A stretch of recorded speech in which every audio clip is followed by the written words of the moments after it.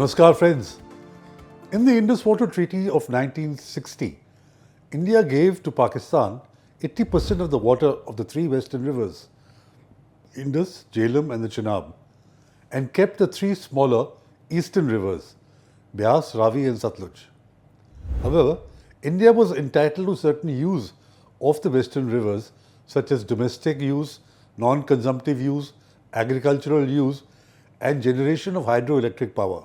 Despite being the upper riparian state, this unfavourable treaty was the price of peace. India even paid Pakistan £62 million towards the cost of replacement canals. India chose peace over water. Prime Minister Nehru called it a gesture of goodwill.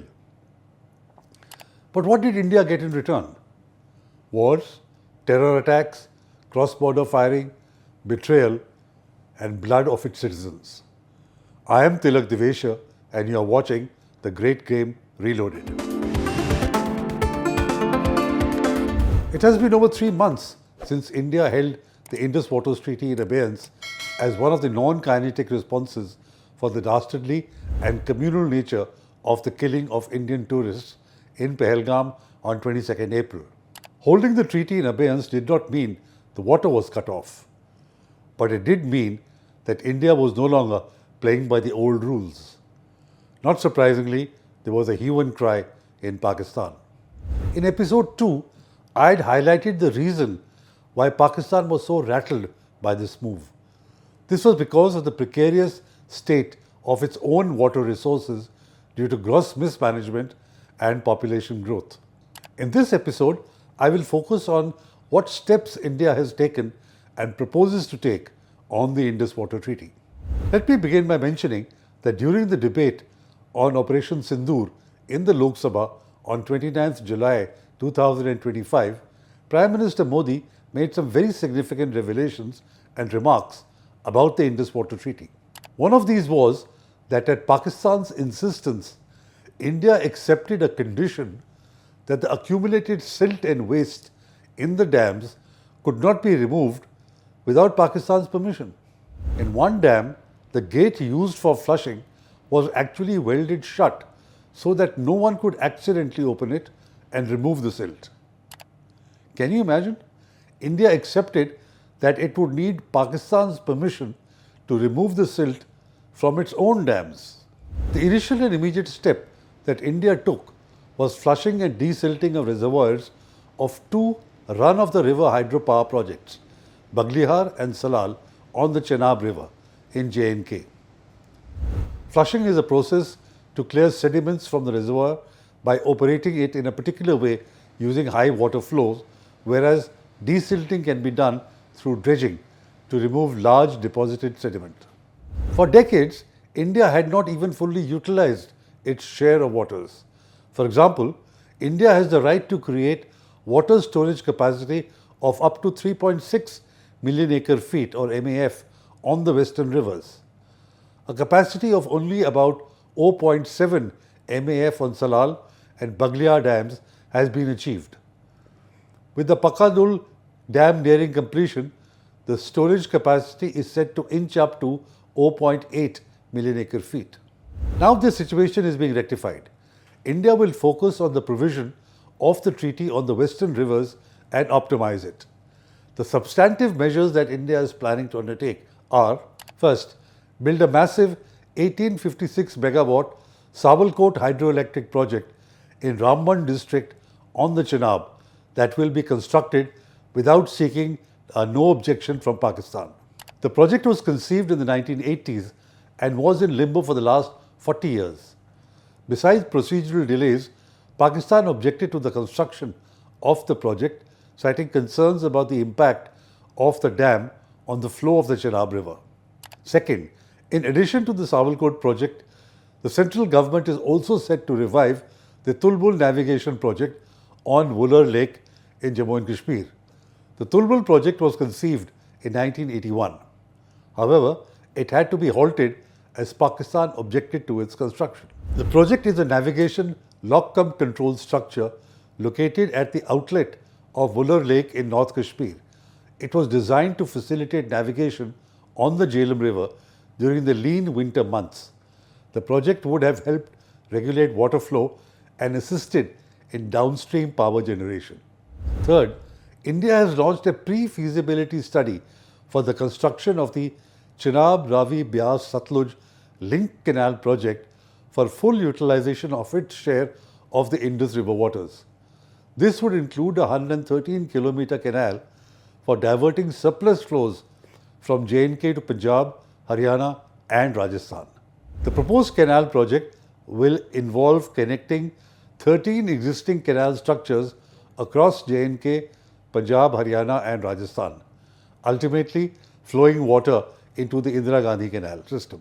Fourth, to facilitate this 113-kilometer long canal for redirecting surplus flows from J&K to Punjab, Haryana and Rajasthan, the government is planning to double the length of the Ranbir Canal from 60 kilometers to 120 kilometers to draw water from the Chenab.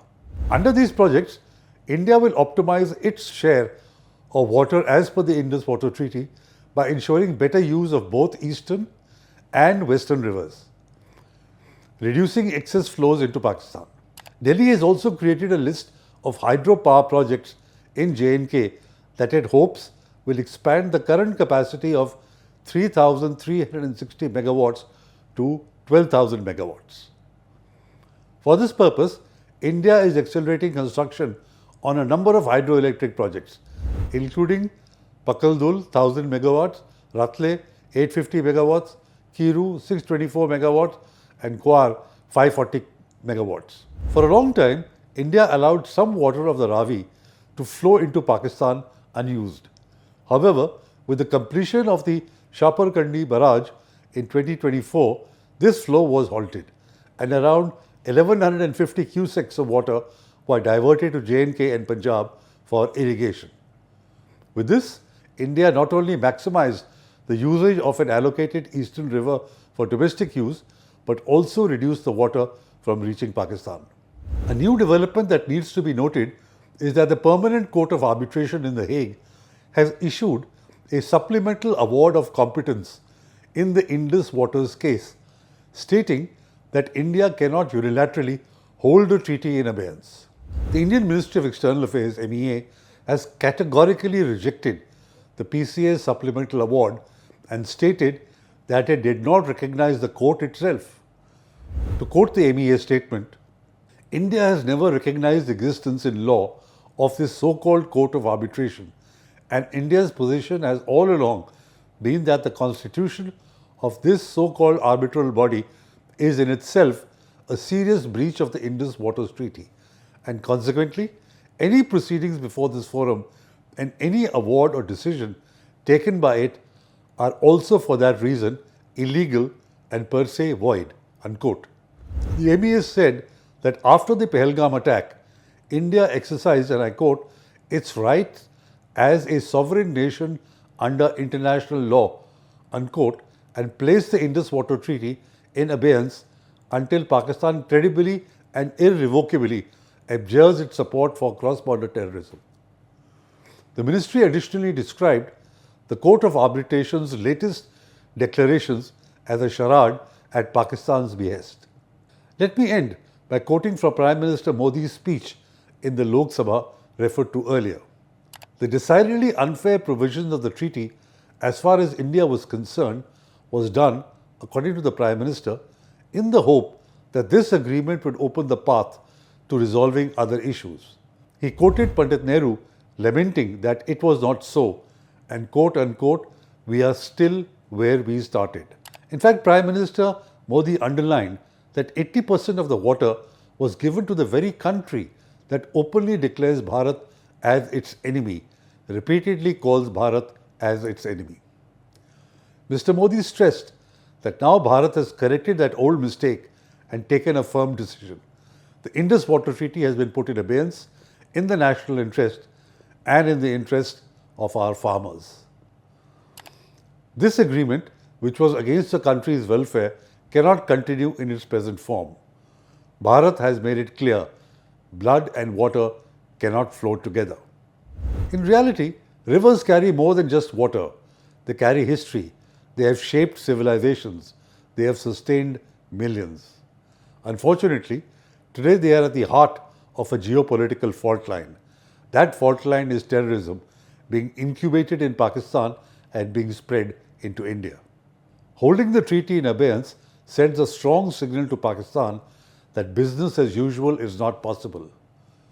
The message to Pakistan is that terrorism has consequences. Because blood and water cannot flow together, you cannot attack us and expect water to flow freely. The Indus Waters Treaty was signed in hope, but Pakistan belied that hope. Today, India is sending a clear and calculated message. India will now fully utilize its share without waiting for Islamabad's consent. The passive policy of the past is now over. The tone has changed. India no longer sees hope as charity. If Pakistan cannot honor the treaty signed in good faith, why should India honor it? The one lesson India has learnt is that goodwill is perceived by Pakistan as weakness. That lesson should never be forgotten. India is not walking away, but is redefining the rules. Restore the hope, reciprocate the goodwill, or suffer the consequences. Thank you for watching. Do like, share and comment. See you soon with another episode. Till then, I am Tilak Devasher. Namaskar and Jai Hind.